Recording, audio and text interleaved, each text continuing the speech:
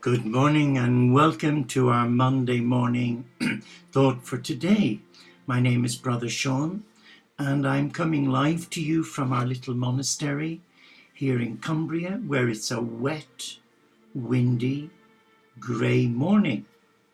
But no doubt where you are it's sunny and it's warm. Enjoy. Our theme for today comes from Meditations Now. It's a beautiful book by the Reverend Leslie Brands.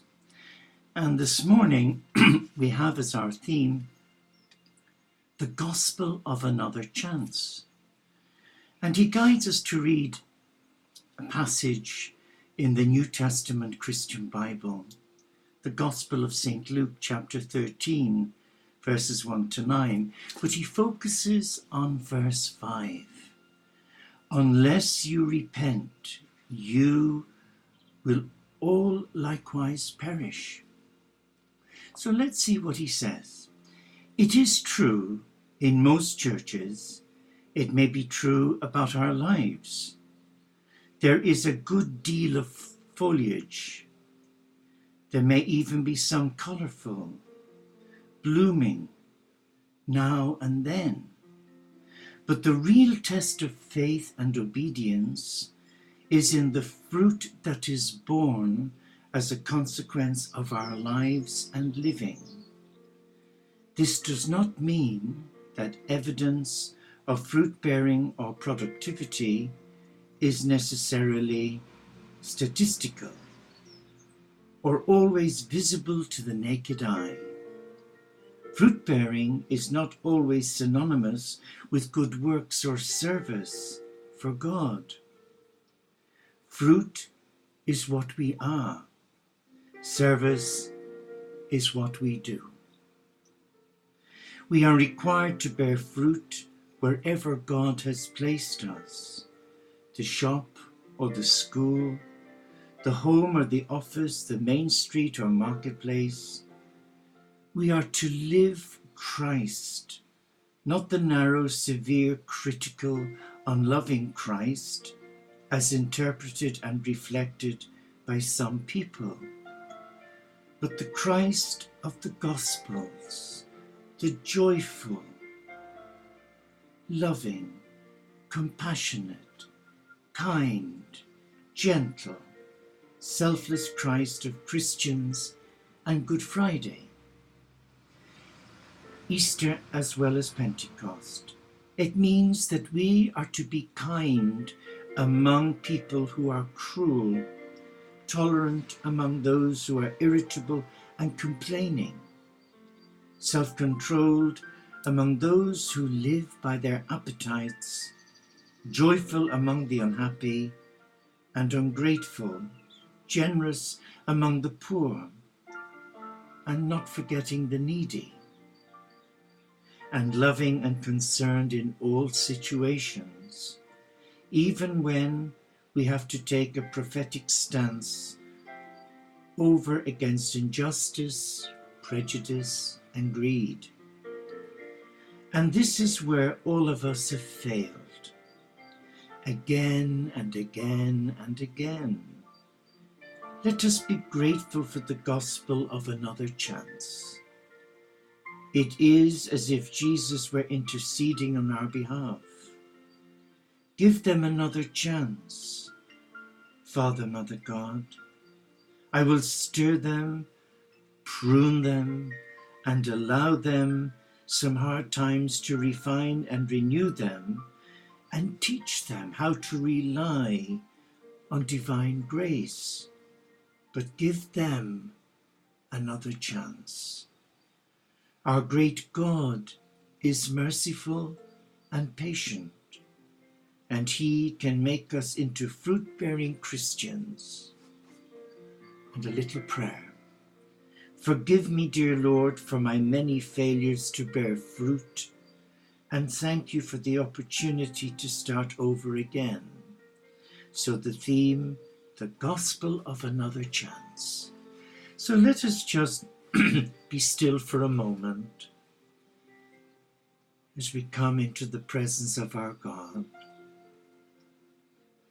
And for many of us who are Christian, Lent is an important time for us to reappraise our journey, our spiritual journey, our spiritual life. And what are we doing to lay that firm foundation stone?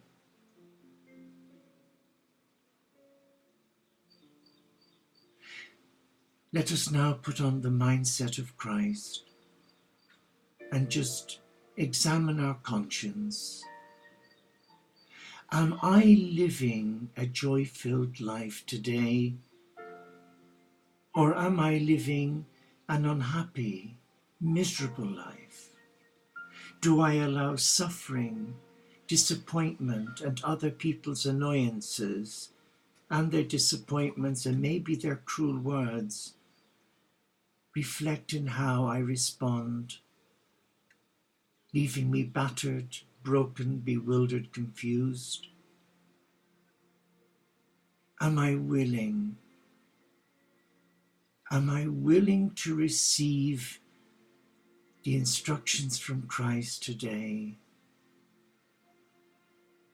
To name, to bless, and to release to God those areas of my life that get me down.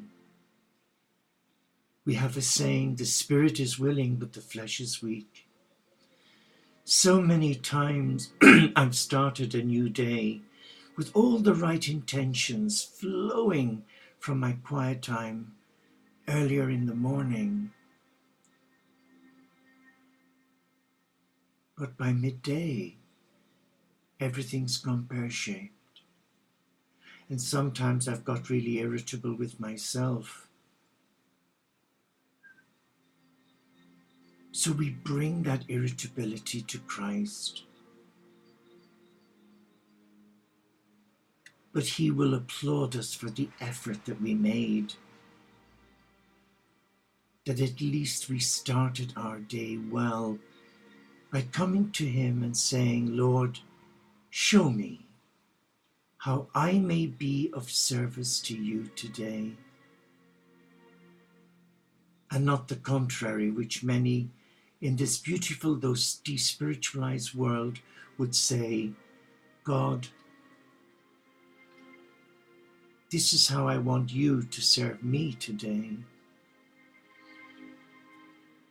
By increasing my empire, by giving me all my wants, that flash cruiser, those designer label clothes, those exotic holidays, those cruises around the Med. What an illusion. Let us empty our heart in the presence of Christ.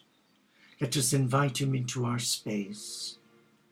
Let us take him at his word, because he says, when you are anxious or afraid, cast your troubles onto me and allow him to give you another chance today. And he will. Thank you for joining me this Monday morning on the 20th of March. I pray you have a good day.